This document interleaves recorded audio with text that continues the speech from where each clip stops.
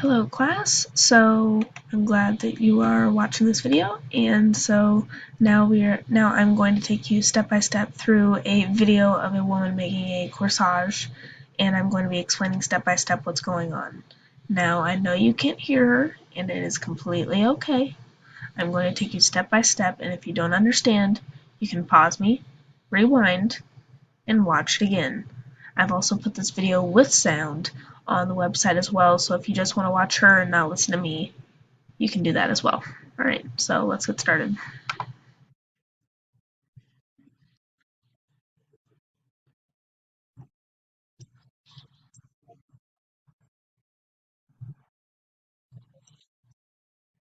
So what she is currently just talking about is that you're basically in a corsage just making tiny boutonnieres. You're just going to be cutting the flowers and you're going to be adding greenery and making small boutonnieres and putting it all together and making one large corsage. So you just cut the stem off just a centimeter or two away from the base, and you're going to be running the wire through the stem and then just bending it, but not twisting it. I usually twist, but it's fine if you don't. You just bend it down, and then you're going to wrap the entire base and wire with greenery tape. When you stretch greenery tape is when it becomes sticky. It's not sticky until you stretch it just a little bit, and then it becomes perfectly sticky and it looks just like the stem. Um, by doing this, it helps you be able to morph the corsage later on in the process.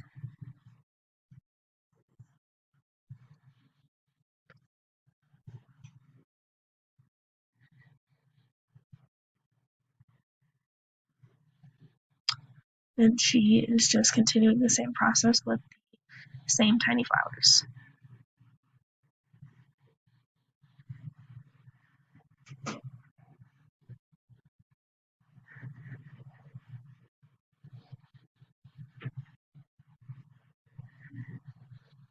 Again, you can be looking at color choice, flower choice, size choice.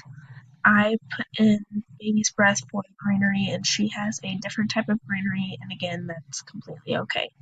Corsages are complete creativity.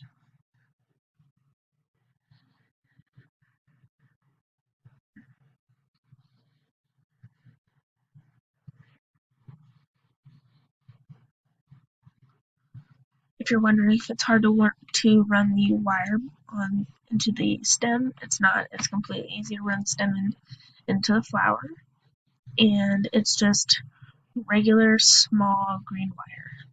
Nothing special for this floral design. It's just small green wire. Very thin and very flexible. Very durable.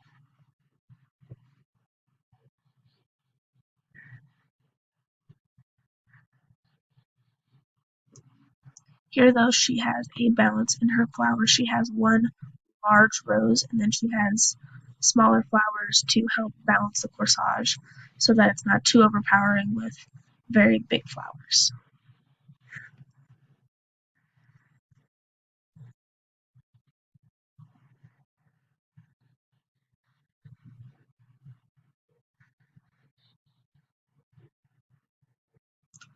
Now she is just taking the greenery and that greenery tape and she is making tiny boutonnieres just like I said before. And she is going to be doing this with almost all of the flowers.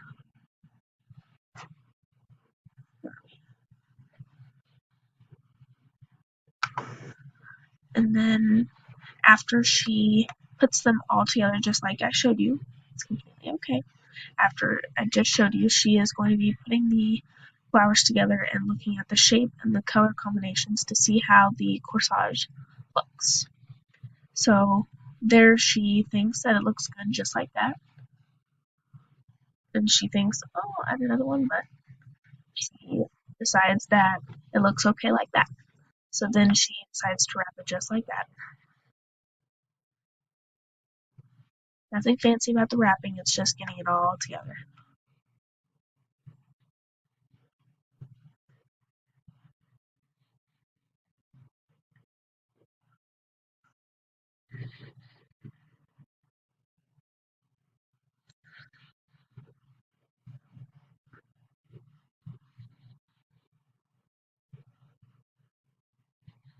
then what better to do than to try it on and see how it looks.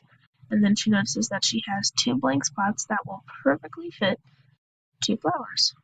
So then she can in turn put the 2 flowers that are left on the bottom of the corsage. And again, add some greenery where it's needed, and then you just wrap it entirely in greenery tape. The greenery tape is kind of like the glue of the corsage.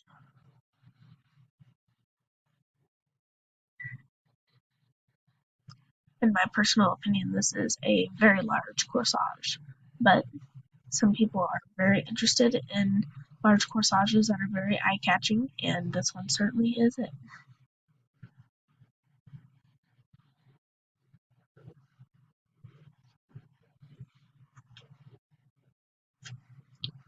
And like I said, with all the wiring inside, it's very easy to move the flowers around and put them where you need them, twist them and turn them, and push them wherever it's needed.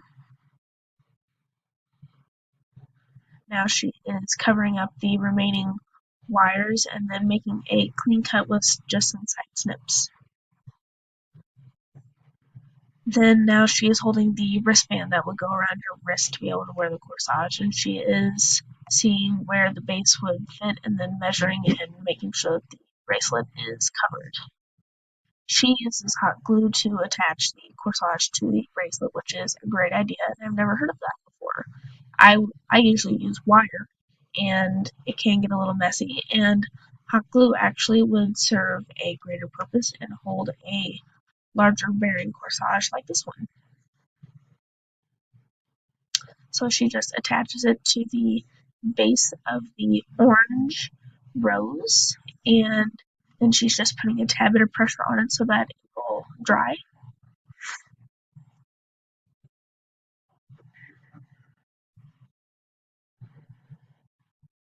And then you can still, again, always adjust after. Just don't adjust the base because that's already glued. But then you now have a beautiful corsage there for you. It's a very large corsage, but you get the idea of the steps and what is needed to make a corsage. A lot of creativity and a lot of time, and it's a very easy task once you get to know how to do it, and it's okay if you're not great at it the very first time. Corsage making is a lot about creativity and knowing what your consumer wants and knowing what is profitable on what you're making. So if you, again, are interested in listening to her in person and not listening to me, I've also put this video in the website for you to look at as well. All right, continue on with your work.